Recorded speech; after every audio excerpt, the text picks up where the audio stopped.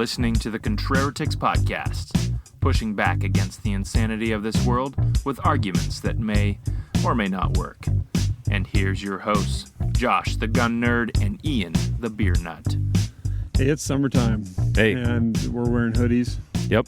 So, Pacific Northwest life right there. Man, we got the merch kaleidoscope here. Yeah, we do.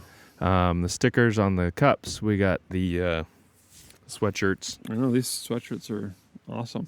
Yeah, you never know when you're getting a sweatshirt, what you're actually getting, but... It is remarkably difficult to find... are you getting a little bit of, like, reverb or something like that? Yeah, I don't know what it is exactly. I don't know if I have the volume up too high or too low. It might be that I have just our headphone volume lower. Maybe it'll get better if I see how that increase works. that. It sounds a little bit better. It just sounds a little bit like I'm hearing me talking behind myself. Yeah.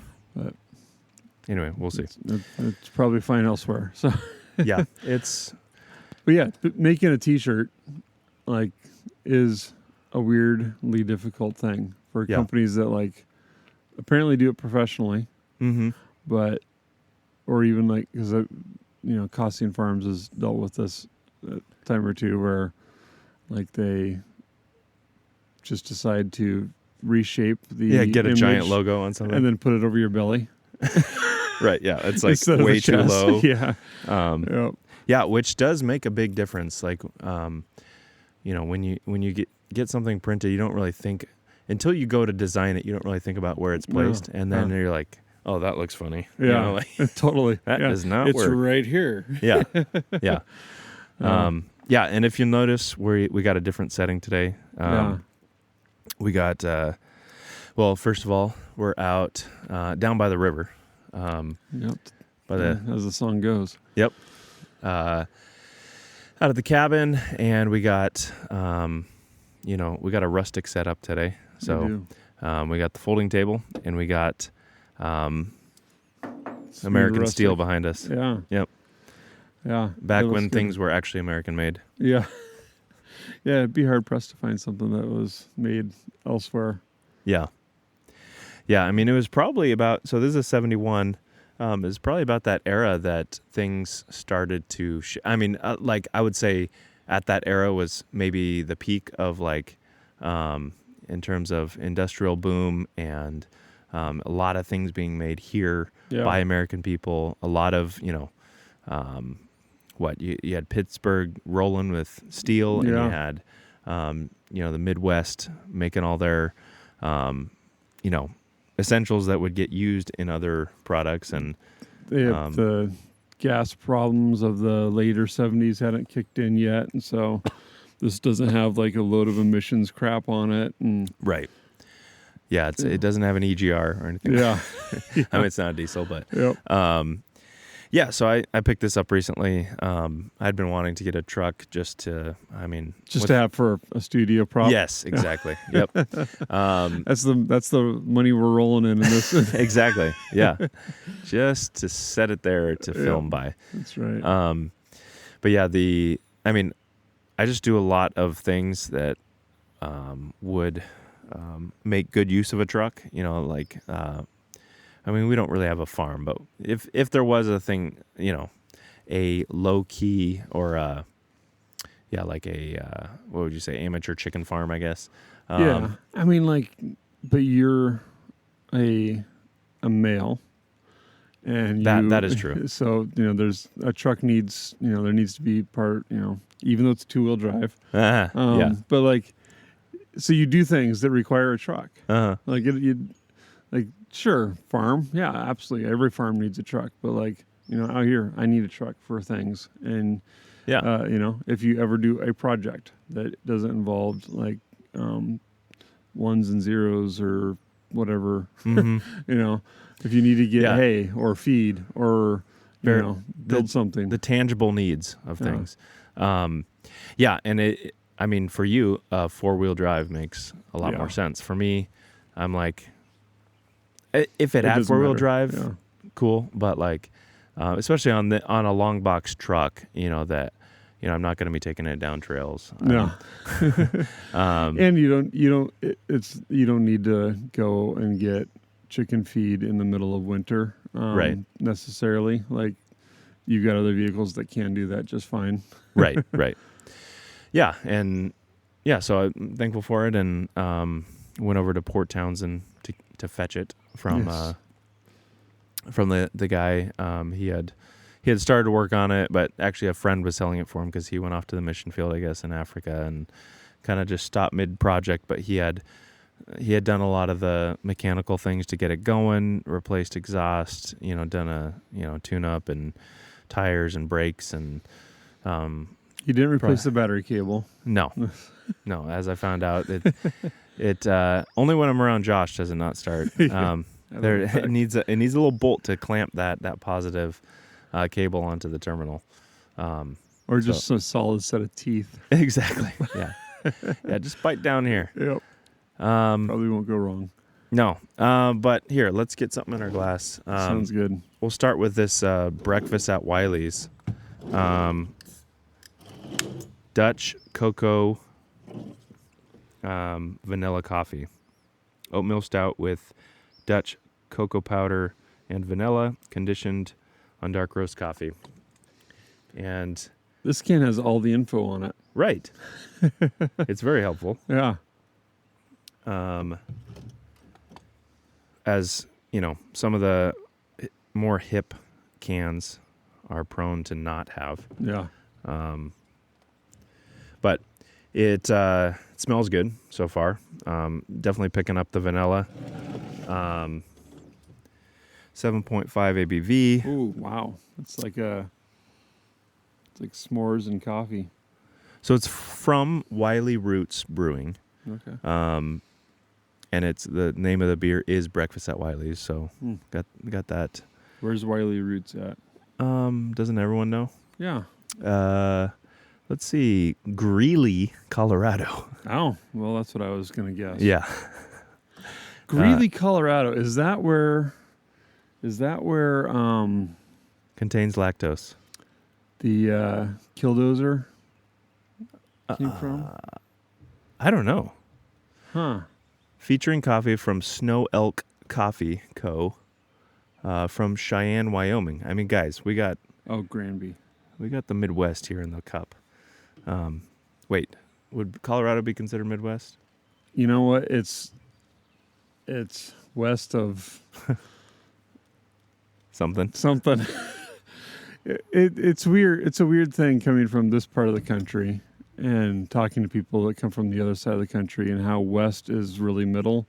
So they do the Midwest thing. But like west to me is like Montana to here. Like I don't. So I guess that might hover over Colorado. But Yeah. I don't know. But because I would consider Wyoming Midwest. And that's where the coffee's from. Yeah, they don't really give a flowery description, but they give us the facts. So yeah. Well, it's not too sweet. It has just a Yeah. touch of bitter to it that makes it so it's not. And I can't remember if this was Norm's or Republic, but it's definitely a bottle shop type beer that you'd find. Yeah. It's not a Hagen or Safeway, but I don't know. I think it's worth. It's not one of the pricier ones because it's lower ABV, and it's only conditioned. It's not barrel aged, so it doesn't cost quite as much. But really good round flavor. Yeah. I mean it'd be like a good summer breakfast beer. Yeah, yeah. And it doesn't have. I mean, really, the vanilla kind of rounds out any of the harsh stout, that you typically get on a, like if it was a straight stout, you'd have a lot of that dark chocolate, bitterness to it. Yeah. At least on the finish, but this has a real sweet finish. Yeah, there's like a little bit of cream soda. Yeah, I can totally pick that up. Yeah. Yeah, it's that vanilla that just kind of washes over everything. Mm-hmm.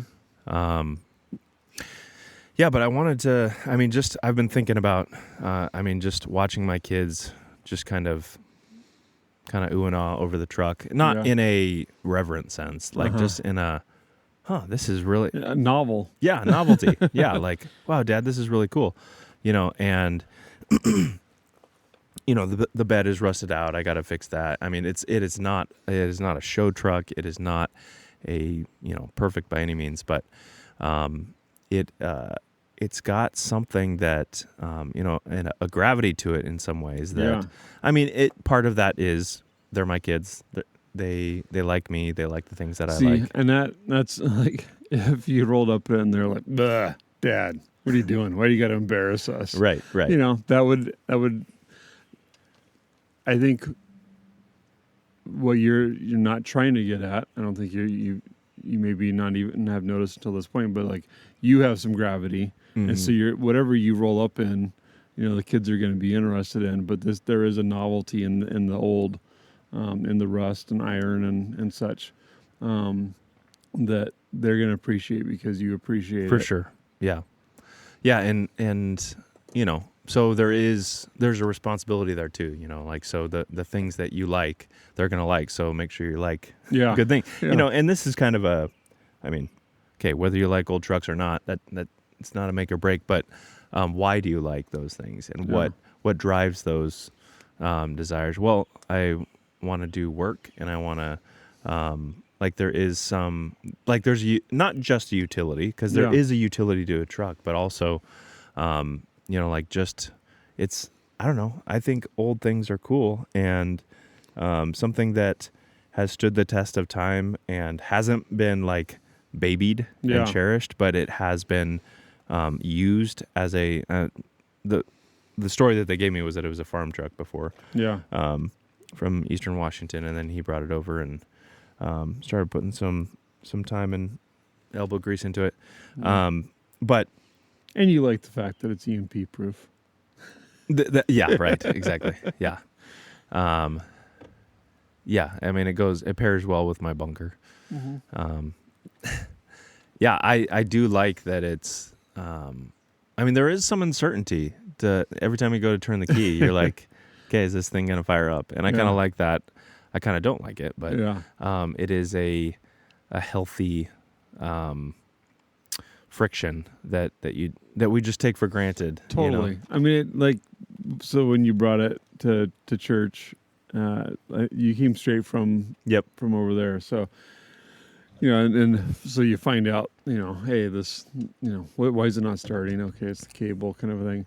It took me back to just getting stranded all the time. When I first got my license, I had a 83 Ford Ranger. I had a Dodge Aspen station wagon, 2 of those, one mustard color, one baby blue, slant 6s in both, which are engines that run forever, poorly.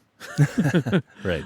You can't kill them, but also die. They barely just run, and I remember being, in North Seattle, shoreline area, in my teens, and, pre-cell phone, and my station wagon, I'm driving down 99 and it's dark and it's getting darker and darker and darker because the alternator was going bad, and so my battery my headlights just killed the battery. Yep. And I'm on the side of the road, and I have I've changed an air filter. That's all I've ever done mechanically at this point. And so I had to go and scrape out coin. It was sounds like I lived forever ago. I had to actually go scrape coins out of the ashtray and go walk to find a payphone to call my dad and be like, hey, I don't know where I'm at, but this is what sounds familiar. May sound familiar to you, and to come and find me. I remember on a drive home from college, because went to college in L.A. area, and we would come back, for Thanksgiving, Christmas, and of course for summer. And so on one of those trips, I was driving with some other guys that because quite a few people lived up here in the Northwest and commuted down, and so we'd find each other during the semester, and then hey, you going up, and coordinate. And we were going down the road, and I think we had already replaced a battery. And then all of a sudden everything shut down, and thankfully I was near an exit, so I just like coasted. And off. this is in your car? Yeah. Nice. In our 89 Honda, and just coasted off the exit. I was like, well, now what? yeah, because I guess I had a cell phone, so I called my dad, and thankfully we had some friends or friends of friends in the area. I think it was near Weed. Oh, okay, Northern California. California. Yeah. And we were able to stay at their house that night, and they got it in the shop the next morning. We were able to fix it, replace the alternator. But there's some moments like that you're just like, Kind wow, of helpless. Yeah. yeah. And no cars are, devoid of that threat. Yeah. Like that's always a possibility. But there's lots of redundant systems and things that help you prevent that nowadays. Like I was even, saying that this doesn't have a check engine light. You just got to be checking things. Yeah, that's right. Always check engine. You are the check engine light. Yeah. Right. I mean, yep. Still there. Pop the hood. Yep. Still there.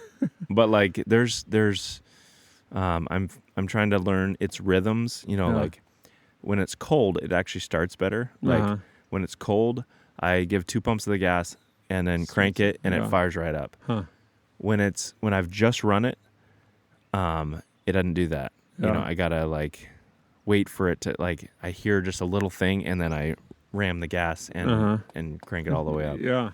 Um, It reminds me how much I don't, because I eventually learned a fair amount about vehicles, but I mean, like, even when I was really working like on my Jeep and stuff, I did very little to the engine. Like, it was all axles and brakes and things like that. So I'm much more familiar with that. I don't think it even did a major tune-up in the 12 years I had it. It ran fine. Right. And so oil changes, all that kind of stuff. Yep. But like, spark plugs and all that, just left them in there and they did fine. But yeah, like, it's funny to like how it jogs the memory. Like, oh, okay, what is it I need to look for when... Right. When it's just clicking. Oh yeah, I remember Fords have like a remote solenoid. That's one thing I know. And or whatever, just like the different things. But I've mostly been around Chevys since getting rid of my 83 Ford 30 years ago. So. Yeah, and that is one thing, in terms of age, like I did actually like the look of the 60s and 70s better than the 80s or 90s. Yeah. I don't have a problem with those other ones, but I think there is something to it when you go old. I mean, it's like when something is considered a classic car, there's just something like, wow, that's far enough away from our generation that, like this was produced 17 years before I was born. Yeah. And I told the kids that, they're like, what? Like it's super ancient. Wow. You're already really old, Dad. Uh-huh. But to think, when I was born, this truck would have been, not super old. Yeah. It would have been like, okay, that's a decent ride, Yeah. And then by now it's like, I mean, it's 50 years old now. Yeah. I mean, it's crazy. It's just crazy how because even just in terms of thinking of generations, time, how things age, if you looked at like driving through Glen Eagle neighborhood, that's a 90s neighborhood. Yeah. And you're like, this is interesting. It's like showing you already know what the cabinets look like. Yeah. They're probably red oak, Yep. and they're showing their yellow about now. With if they have original countertops, they're Formica countertops, probably or tile. Yes. Yeah. The worst idea ever for countertop. After the carpet, the bathroom generation of houses, but before the walk-in shower generation of houses. But even I guess because it depends what that era represented, because even 70s, you really got to be into that. In terms of home decor, I mean, lots of brown, lots of weird ornate things, tile or linoleum, probably. Yeah, And the gold printed glass that came back around a couple years ago. It'd have like fleur-de-lis, gold embossed glass, and it was super ugly. And then for some reason, it came back probably in the last 10 years. Well, briefly. in 90s was the glass bricks. Glass brick shower. I remember McDonald's had glass bricks all over. That's right. We just what if we make a brick, but we make it out of glass? It's like, totally. Just this novelty we thought was amazing for a couple years. Yeah. But if you go back to the 50s in home decor and home style, I feel like you get some cool things. Yeah. A lot of brick. I think that's more like the mid-century modern. Yep, straight lines. Where that's coming from. Yeah. Lots of ramblers, lots of bigger open spaces. Yeah. By the 90s, we got really confined to like, here's your bedroom, here's your dining room, here's your formal dining room. Yeah. Here's your, Yep. You had to be all separated, where it's now back to that open concept that was kind of. Yeah, I feel like maybe it's just because they were a lot of ramblers in that era, but coming from two guys that don't know a lot about home design, that's just the broad strokes. Because you go into a lot of homes in some of the jobs that we've done, like for clean crawls or, you see the attic spaces of those spaces. Or the wasted spaces. Right. Sometimes, like it's amazing going into some of these attics. I'm like, you could put a whole new house up in here. Or like, I would love coming across the old newspapers. Like stacks of newspapers. Yep. Or whatever they happen to be storing up there. Like it's like a little time portal, and or you find random bottles underneath the crawl space. Old matchsticks from like a business that doesn't exist anymore on a street that you drive on 100 times. Yep. Yeah. I mean, they're little time capsules for. Yeah. I mean, even this truck. Like had to explain to the kids what these triangle window things were on the side. I'm like, well, on hot days, you're gonna want to utilize those. Yep. You turn them, and then they direct airflow into the cab. Well, what's cool about this is like you take I like Toyotas, and mine is 19 years old, something like that. So it's getting up there, and I think it's something that's going to actually look good for a long time, and it's rebuildable. It's got a good motor in it that is used in a lot of different vehicles. But like you take like a new Tundra, and they've got like a plastic bed, and they haven't done a good job with treating the metal in those, and so some of them are rusting, or the paint's looking weird on them inside, and so then that'll eventually fall apart. A lot of vehicles, like, how about this? Something that is old enough to potentially become a classic, but nobody's remembered, like a neon. Mm-hmm. Like nobody's out there rebuilding neons, selling them as like a classic car, because you can't find them. I mean, Obama crushed a lot of them, and those, they're dead from that. But like, also, they're just not a car that. It's a crappy car. It's just a crappy car. It was meant to throw away when you're done. I mean, I remember some people when I was in high school, they would soup them up, and try to make them look cool. But yeah. There's still a neon underneath. Yeah, there's still a neon, exactly. Yeah. Whereas this, you put in a couple thousand into buying it, and let's say you put a couple more thousand into doing the bed and just kind of maintaining it and making it drivable, and it's probably going to be worth 3 or 4 times the amount that you put into it. That's the crazy thing about some of these, especially right now, where people are wanting something that is just more manual, and I'm not even not even speaking of. I was actually looking for a manual transmission, which is a whole nother element to it. I was actually sweating when I first, I did the exchange, did the exchange of money and got the title. Don't kill it on the way out the drive. Yeah. And then I'm driving out, and it's in Port Townsend, so it's in the middle of nowhere, but you turn out onto a highway, basically, and I'm just like, I can barely find, like, the last manual that I drove, the one I was most familiar with was from college, was the Honda, but then I also had a Oldsmobile Alero in North Carolina, That was a manual, huh? Yep, that was a manual. Oh, really? Wow. Yeah, because I looked for a manual. I wanted a manual then too. And that ended up, the slave cylinder went out on that, so I just donated that. But so the gears are just there's a lot more real estate in between gears on this truck compared to any of the other cars that I've driven. Those were like sports cars compared to what this is. Oh, totally. This is like, you need now. I think on the way, since driving it today, I think there was only one time that I misjudged, but I'm getting more familiar with where those. Throw it over here. Yeah, and you got to make sure. I'm always tempted to go into fifth, and that's reverse. So really? It's up. Yeah. Oh, interesting. It's up there. So only fourth gear, no fifth gear. I learned to drive in the '83 Ranger, and then a couple years later, my brother got a Honda Accord, and it actually had like a shift kit in it. And so it went from like the move 3 to 4 inches either direction to move like 2 inches either direction. Oh, yeah. So it was just like, it was just wrist movement. It wasn't like long throws like you were, you could like put like a stretchy band onto your, get some good exercise in.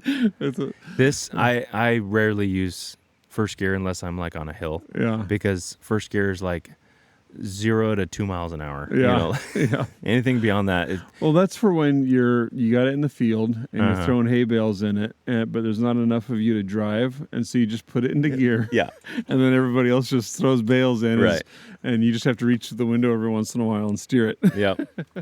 Yeah. It does kind of make you wonder. Like this has seen a lot of life. You kind of, it's like seeing anything old. Like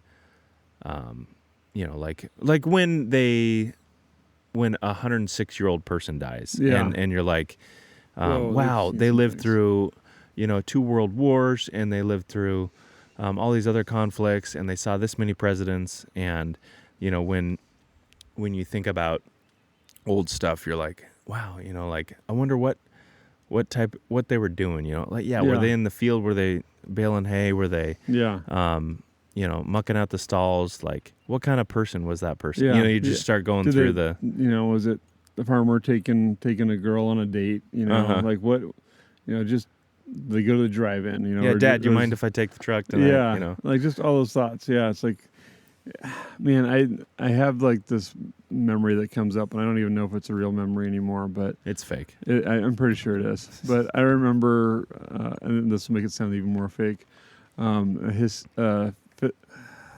Would have been 5th or 6th grade history teacher, and so this is a Becca curriculum back when you had VHS tapes, and listen to the teacher and all that. But he talked about like how scientists said that there was a way to like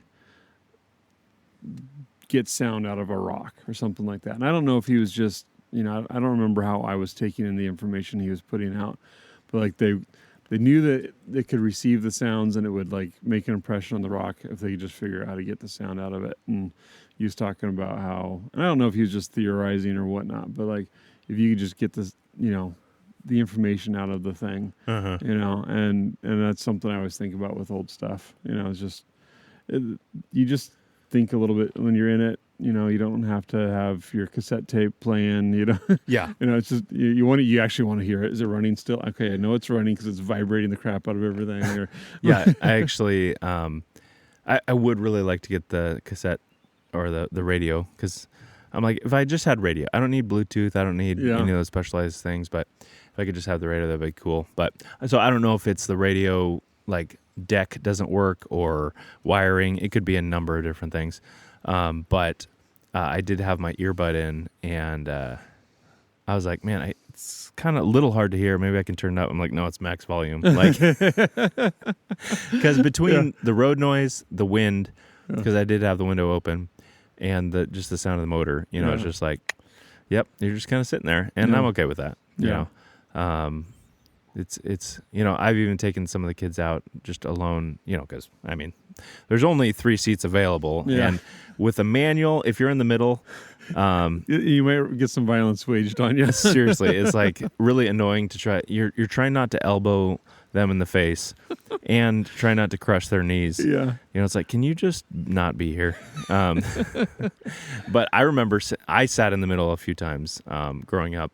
My dad had a Ranger, and we would load that thing up with people going backpacking.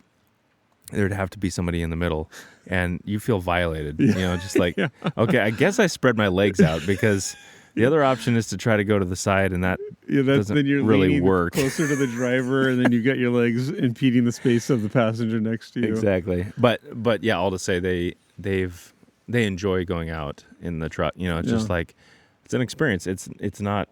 I was going to say it's not expensive, but the miles per gallon makes it more expensive than my Nissan, but well worth it. Yeah. Josh, you want to pour some even more Biscotti break? Yes. Biscotti break. Have we had one of these before? I don't know. We've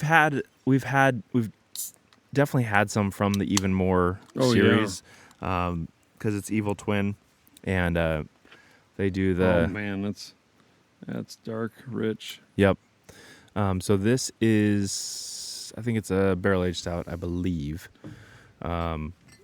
But yeah, Evil Twin, they're definitely on the train of, I'll drop you hints as to who we are, but not going to tell you much more than that. You should know, if you're in, then you're in. That type of like insider knowledge with their labels and their branding. But it is interesting with, I feel like the craft beer thing is kind of taking a turn right now. Like, like I feel like when I moved back here to Washington in 2014, it was like, that was like the peak in some ways. Yeah. Like it was just, I mean, we talked about this recently, but going on tours, brewery tours was hot. People are coming out with new beers, and now I feel like things have kind of stalled out. Yeah.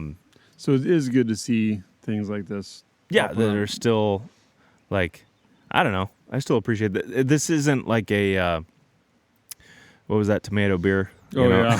It's not still that. Have that can. It's not that type of weird thing. Yeah. But it's still out of the ordinary. Yeah, 12.5%. Imperial stout brewed with coffee, almond, and vanilla. Whoa. Yeah. It's amazing too, because this, like, it doesn't have any. I would not be able to tell if you gave both these to me. I wouldn't be able to tell you which one was the higher ABV. I don't know what you get, but I get straight molasses. Yeah, there's that very much molasses, and it is like there's not as much vanilla. 10 times more bitter than that one. Yeah, but I think that one was like had a root of bitterness. Since we're gonna we'll play on that, and it's Wiley roots. Yeah. Like in it somewhere. Whereas this has got it kind of. It starts small, then kind of escalates, but not. I don't find it terrible. No. It's just got like, I would say the almond comes through more than like the other one. Vanilla was the big puffy cloud that everything was resting on. This is like the coffee, almond, more along the bitterness route, but it's not a hoppy bitterness. It's like a nutty. Yeah, that might be like the baker's chocolate kind of bitterness. But it does have like a different tinge to it. Yeah. Like it's not like, I don't like baker's chocolate, but I do like this. Mm-hmm. I like the I don't know. It's kind of like chocolate powder. Which is ironic because this other one is the one that touted the cocoa powder on this one, or cacao. However you pronounce it, I don't care. Yeah. But Josh, I think it would be fun to do it like a mashup of all the different times that you've mentioned baker's chocolate. Yeah, I know. But that is a common thing. I know. But we could do just baker's chocolate. Baker's chocolate. We could. We could easily. All I need to do is spend the rest of my life going through all the footage, and that'd be like a 7-minute montage of baker's chocolate and what's the other one? I don't know, schmaltzy. I mean, we've referenced the garden hose one, in jest. Yeah.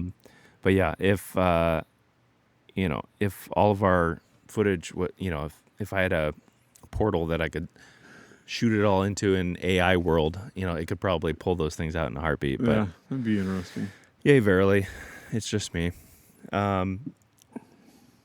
Well, I don't know how this hits the same in my mind or similar or rhymes or whatever. But oh boy, what trailer are we going down? No, just in the old things, or maybe the meditative process of old things, or just the thing that makes you kind of separate from everything else going on. But was it Monday? It was Monday. First real day of break for the teachers. Like I told all the kids were like, "Are we going anywhere?" And I'm like, absolutely not. Oh, good. We want to stay home. And I'm like, "Yeah, me too. We're going to stay home." And then, because they're kids, they asked like 7 or 8 more times, "Dad, are we going anywhere?" Of course. Nope. Confirm. We're staying home. Made breakfast like at 9:30. Karen is working on Mondays and Tuesdays, and they wanted to watch a movie. I was like, "Yeah, we're gonna watch movies, have lunch, go outside, come back, watch movies." And so they were watching something, and I was enjoying the front porch, and all of a sudden I get a text message from Erin Pekinas, and she's like, "Hey." I was wondering where you were in the middle of that, because I was like, wow, he was able to just jump on out there. That was like I had sat down to do nothing. Yeah. And then so her thing was, "Hey, we've got a swarm," and just the week before we had talked, or maybe 2 weeks prior, we had talked about using the hives on the farm for an apiary club for the school. And they had 6 hive bodies, and then 1 hive that actually had life in it, and seemed like it's doing pretty good. And so I was like, man, it's probably... Wait, you said 6 hive bodies? Yeah, what so like the boxes. The boxes, yeah. Okay. I've done a lot of beekeeping a long time ago, and I was reminded of that. And actually, maybe that's why it kind of reminded me of your truck. Your truck has reminded me of things I've forgotten. And that was very much it with the bees. So I'm like, man, I've probably got, I don't know, 20, 30 swarms in my life. It feels like a lot. I'm not sure. Mm-hmm. But I was like, I haven't done that in, since before Ethan was born. Maybe 1 or 2 after he was born. So it's been, more than a dozen years. If I got someone, he was a little baby or something. So I'm like racking my brain. Okay, what do I need to do? How do I make this like the hive I'm dropping him in fine? And so I'm thinking about that. So yeah, I got all the kids like, "Hey guys, sorry, we are actually going somewhere today." So that, Ethan's like, "Hey, do we need to get, a hive suit?" I'm like, "Yeah, never needed one of those. They might have one for you to borrow, but you got to help me out. Probably not going to get stung. It's fine." And so he was all on board with helping that. So we get over there, and there's a cluster that's it's like, I don't know, 2 6-packs of beer, bottles like that big. It's a good size. You put a soccer ball in it and it would disappear. Huh. And so have they built anything yet, or no, it's just a swarm? It's just a swarm. They literally saw them arriving to the location when they called me, and so by the time I got there, which was probably within an hour, it had built up to that big cluster. Huh. And so what happens is another swarm or another hive nearby. It might have been theirs. I don't think so. It was probably from another one. Could have been from a wild one. They, get too big for where they're at, and they decide it's time for us to move. And if I remember right, it's like 60% of the hive leaves. It might be 40%, and so not the whole hive. Not the whole hive. Okay. Yeah, it's just actually growing. It's like so does a queen leave then? Yeah. Or, so the queen leaves, and the old colony starts producing a new queen. Okay. And so the queen leaves, and there's scouts that go out. They go out and they're like, okay, this is close to a good spot, and they're not going to stay there, but they're going to hang out there for an hour or maybe even a couple of days.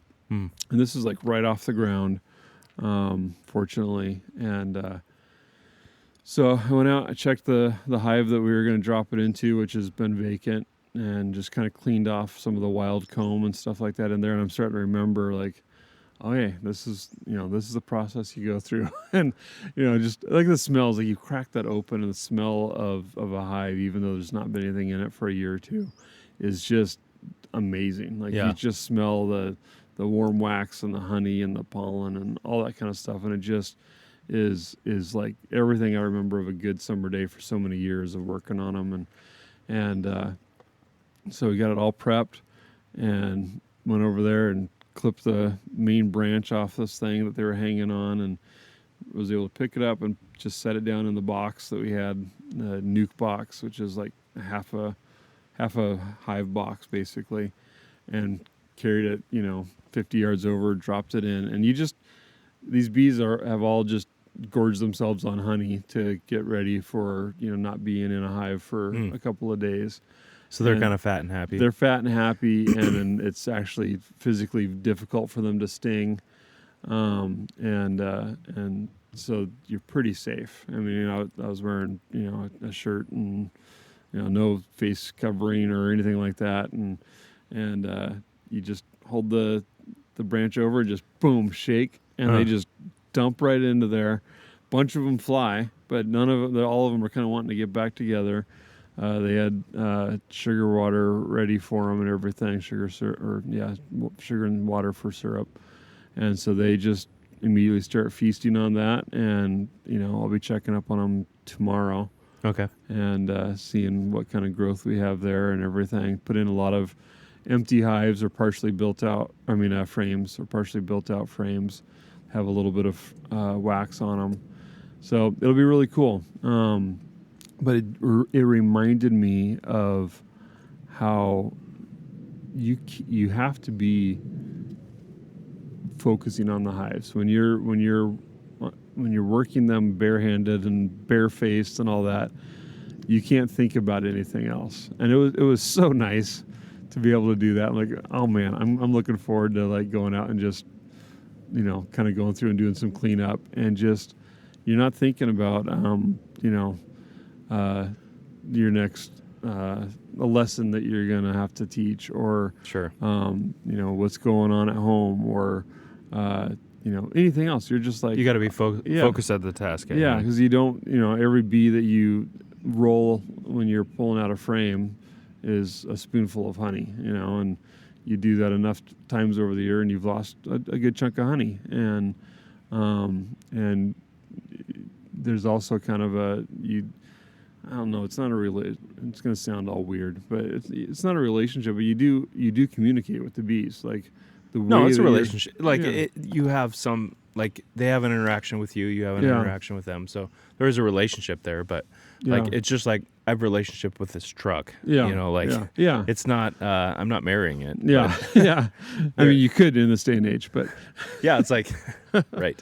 It's just a different way of describing how two things interact and what, because I have a relationship with my dog. Yeah. We communicate to each other. Yeah. He knows when I'm thinking something, when totally I know when he's like, hey, what are you doing? What's up with that? That's really, dogs are really good ones to think of like that. And they pick up on things, and that's really how the bees are. And that was interesting too, is like, Mike, the guy that started the apiary that I worked with for all those times, there was a time where he was starting to develop possibly allergy. He was getting affected differently than he had been before, and that was right when I was really becoming comfortable with working on the bees without having protective gear on. And for a while, I literally was shorts, t-shirt, and no face covering, no gloves, nothing like that. I ended up getting stung near the eyes too many times, and I thought, well, this isn't worth going blind. So, Right. but he'd come into the field, and I'd notice right away that the bees picked up on his nervousness, and being out there recently, he was a lot more calm, and the bees were noticeably a lot more calm. Even I didn't like they vibe. They literally vibrate a different way when they're nervous. Like the zzz, like what you hear. Yep. Like with totally is that their wing pattern or is that okay? Yeah, and if you roll a bee, so like when you're pulling the frame out, the frame's maybe an inch wide at its widest when it doesn't have comb on it. When you pull it out of there, they're all smashed together, and so you literally can like roll a bee inside there because it's not enough room, and so then if it sends out a vibe, then it goes through the hive. If it gets crushed, it'll be something more intense because it'll let out a pheromone, and you gotta kind of you're like, man, you get to know the difference between the hey, that didn't feel good, don't do that, and hey, you just killed Molly, right, and we really liked her, and so you put it back down and you just step back a little bit and let it calm down, and I'm looking forward to working on these hives, both teaching the kids and also the times I get to get out there and maybe just grab a beer and watch them go in and out. Is working, because I'm listening to what you're saying about how bees interact, and specifically we're talking about honeybees, but like is work. I mean, you've exterminated different types of bees. Is working with like wasps, like working with like wild stallions compared to like honeybees that are like your family's pony? Yeah, they're just rogue, like haters. Like, they're out to. Yeah, like, I've walked into, but it's all like the same kind of a vibe. So I've walked out into an orchard where there was bald-faced hornets, and I was, I don't know, 40, 50 yards away, and all of a sudden, I just felt like somebody just threw a hypodermic needle into my chest. Like it hit hard. Like it felt like a thud, and it was like right on my sternum, and it was like it punched me and then stung me. And they're like twice the size of honeybees, maybe a little bit more than that. They all look like the black and white Spider-Man venom or something like that, like black and white faces, and they're scarier looking. Yeah, when you zoom in on them, like with a macro lens, it's like, whoa. Yeah, it's like, what? I don't know if that's like a mini, demon or what, but it is a different thing. And it's also different. Like we've got, when I took the biology class out here to our woods, and we found 2 carpenter bee nests. Carpenter bees are pretty docile.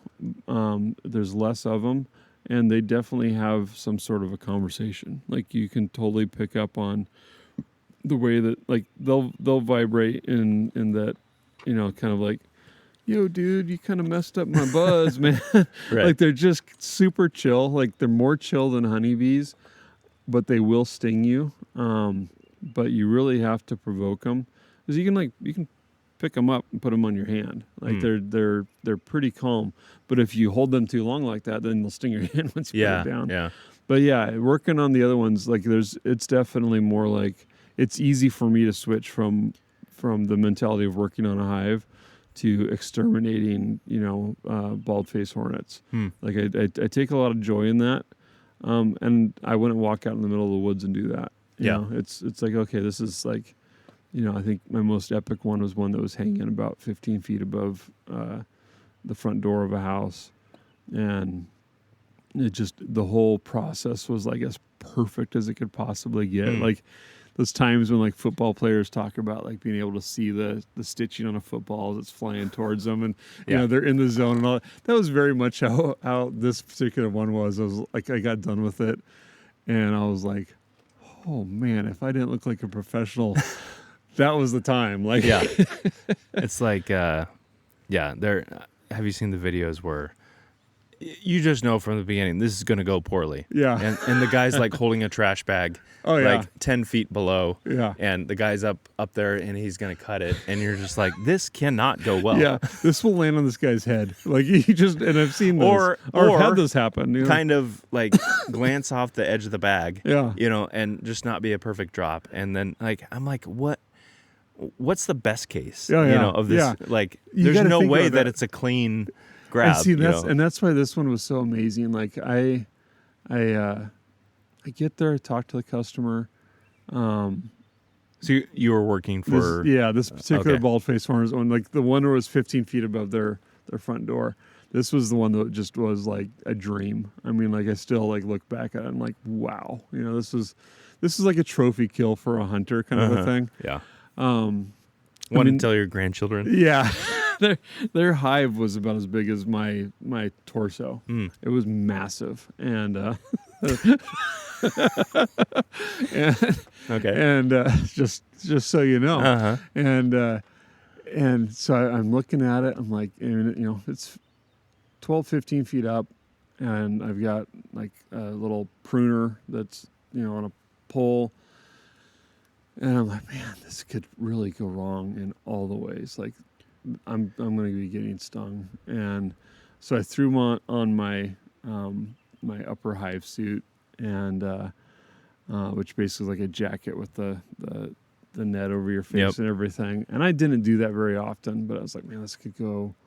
This is not going to go right. And so I'm just going to take a lot of stings, and I just got to shrug it off, not like run away, high stepping away from their front doors. Because they're like looking through the window. It was like a 70-year-old lady and her grown son, and I'm sure a few neighbors, because this thing was remarkable. And I laid out a garbage bag, and I'm like, this is so dumb. Like this is not going into the garbage bag at all. A lot from 15 feet up. Like I've missed from 10 feet. Like this is total. I've missed from 6 feet.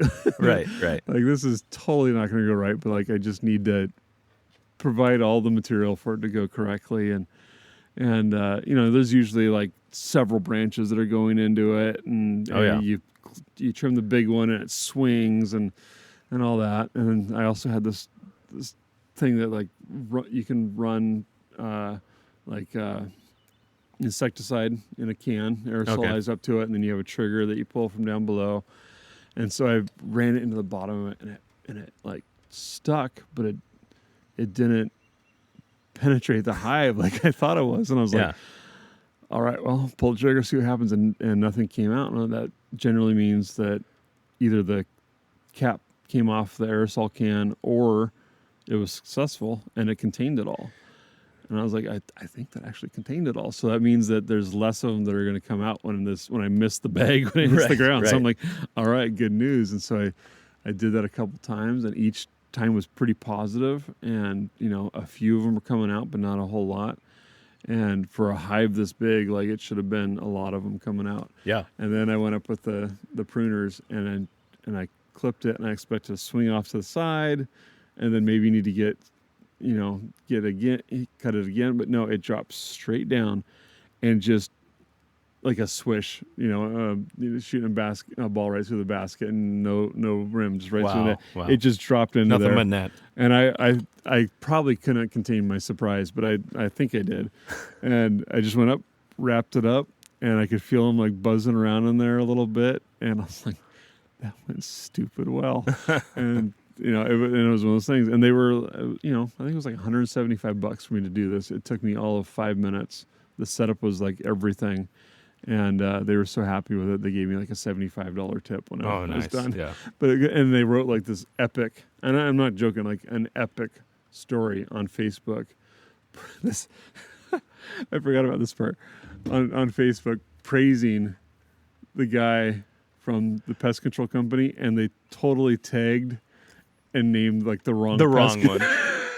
Of course. So like the lady sends it to our, my manager, and my manager's like, this is awesome. I wish it was written about us. Right.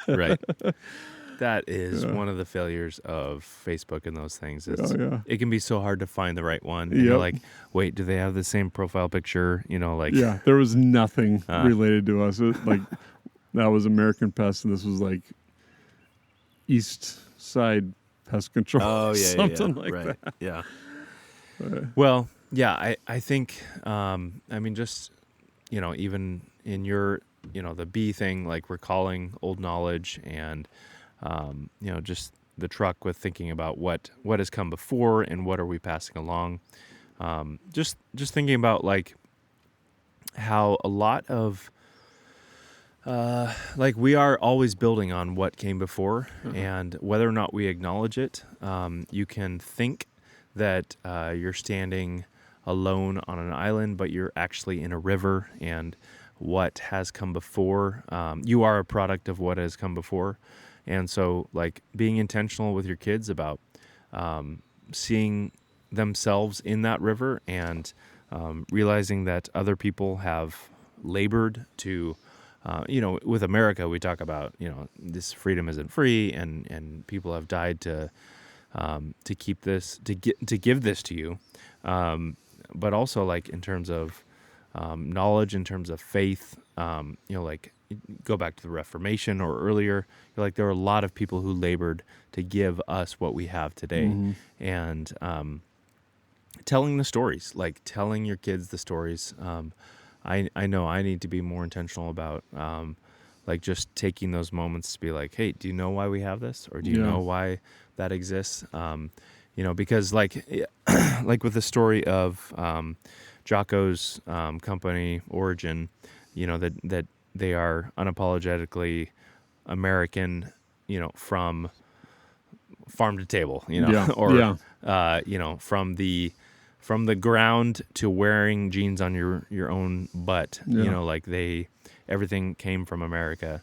And like they actually had to, and some of the people have passed away since, but they had to seek out the people that still knew how to operate this machinery.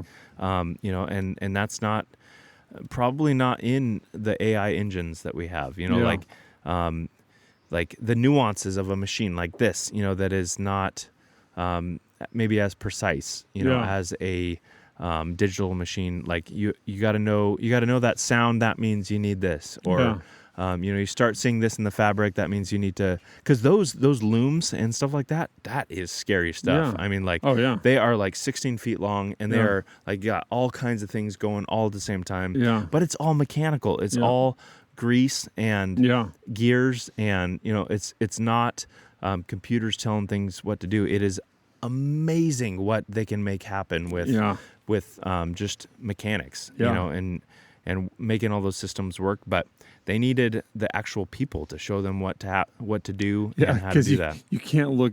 Apparently, with that kind of equipment, you can't look up like a YouTube video on how to run it. Yeah. What do you do with your 1923 loom? Like. Exactly. That you have in your living room. Yeah. I mean, and even Mike Rowe has done some interesting podcasts with people about like just when manufacturing started to move abroad and how that just destroyed towns, because like you used to like support your friend Bob by buying whatever Carhartt or whatever was manufactured here. I'm sure his brands, I don't even know, back in the day, that was manufactured here.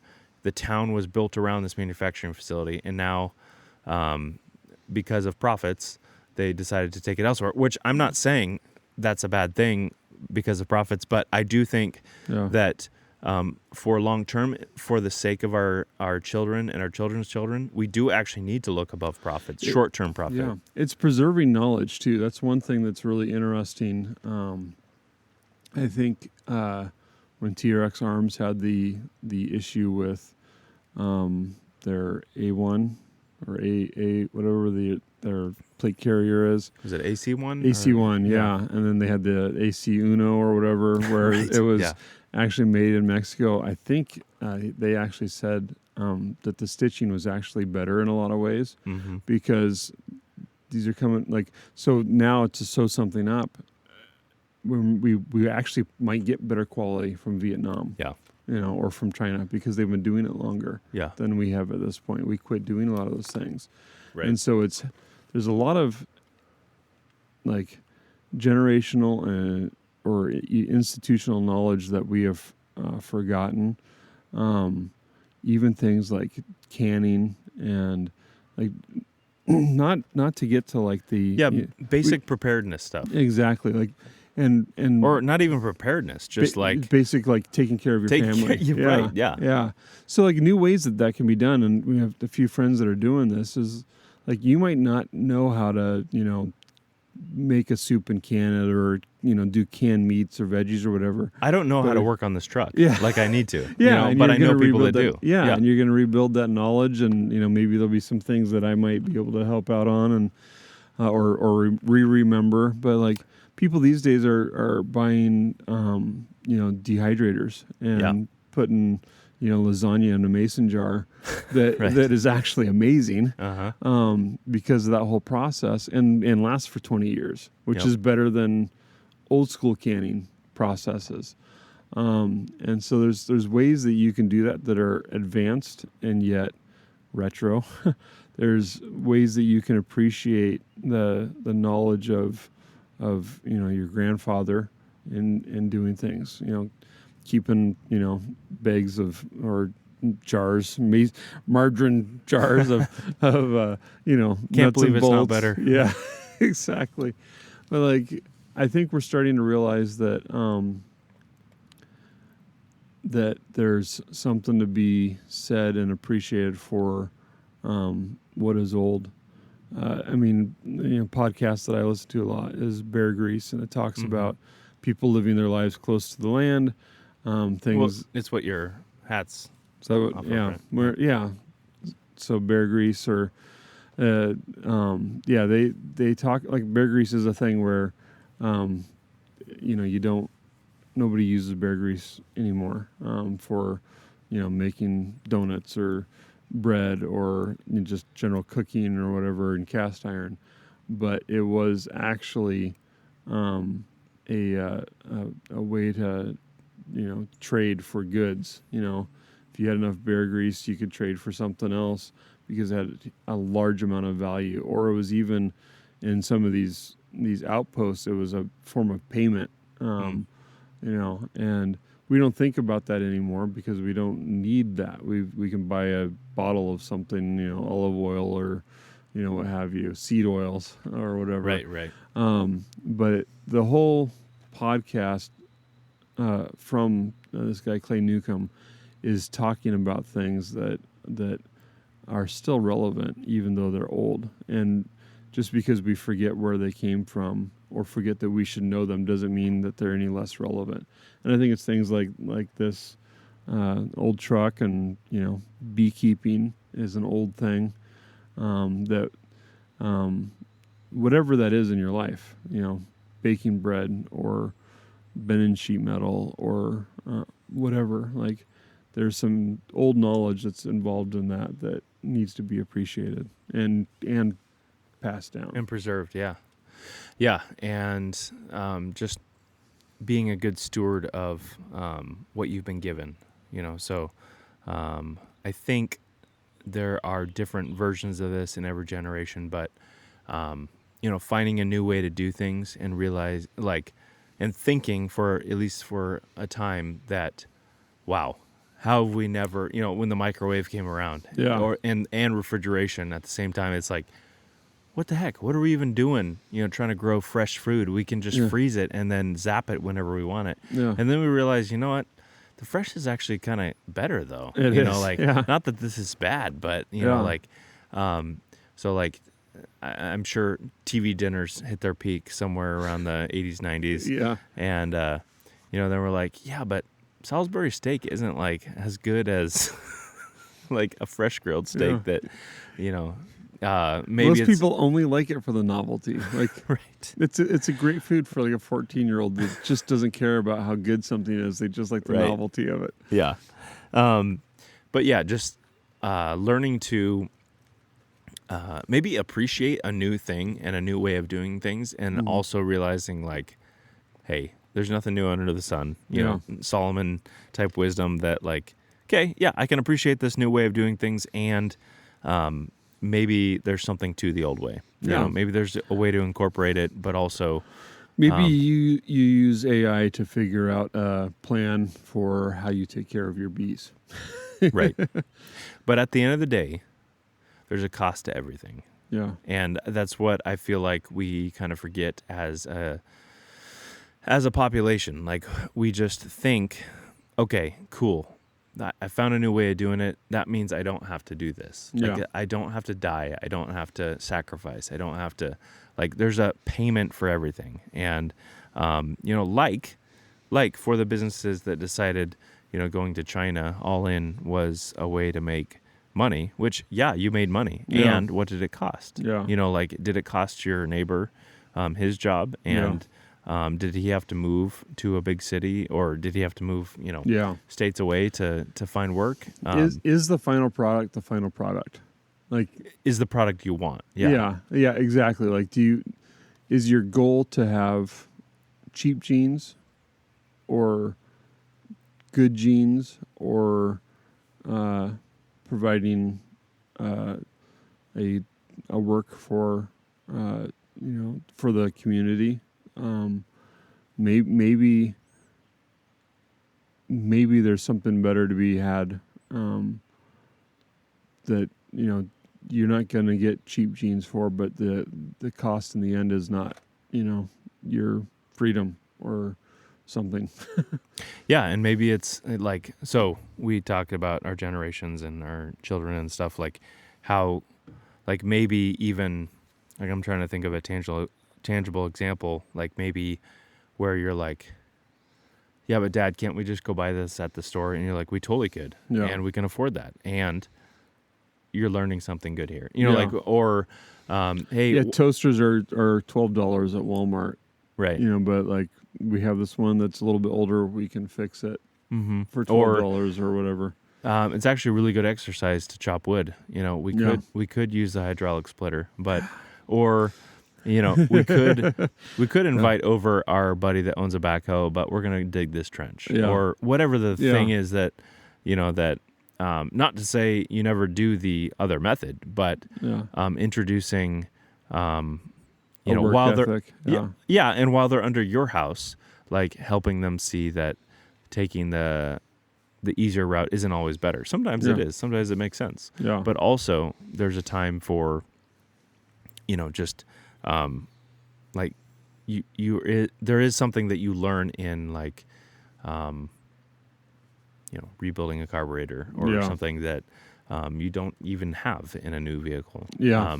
There is that, and I hope to gain more knowledge in order to pass on more. Yeah. So that's good. Yeah. Hopefully that bore some fruit and maybe triggered some things in your own mind that maybe you hadn't thought about in a while. I know it did for me, just driving this old thing and just thinking about the many hands that have used it before and have made good use of it, and I'm sure it's gotten a lot of work done for a lot of people, and appreciating even those hands that like I love coming across stories that whether it's a brewery, whether it's a business that was in Seattle before that, like, whatever happened to that, what contributed to its demise, or what was it doing at its peak, just learning, appreciating history and the people that have come before will serve you and your people well going forward. So, I would say, in terms of defiance and obedience, I would say, like, learn to defy your own pride to think that you just ended up here. Yeah. And learn to, of course, walk in obedience with God and His revealed will, but and also teaching your children to do the same. And I think that has to go along with appreciating where you came from and the people that have gone before. Yeah. Absolutely. It is it's worthy to show respect to our elders in knowledge and just remembering what they have taught us and not forgetting that. And sometimes that might look like just slowing down and, pulling up a chair with an old person. And that can feel really slow and like, what am I doing? But also, if you start to ask some questions, a lot of times they'll open up and give you stuff that you didn't know was there. Yep, for sure. So, good point. All right. Well, have a good week, and we'll catch you next time. Thanks for listening to the Contraritics. Tune in next time for another dose of guns, beer, and contrarianism.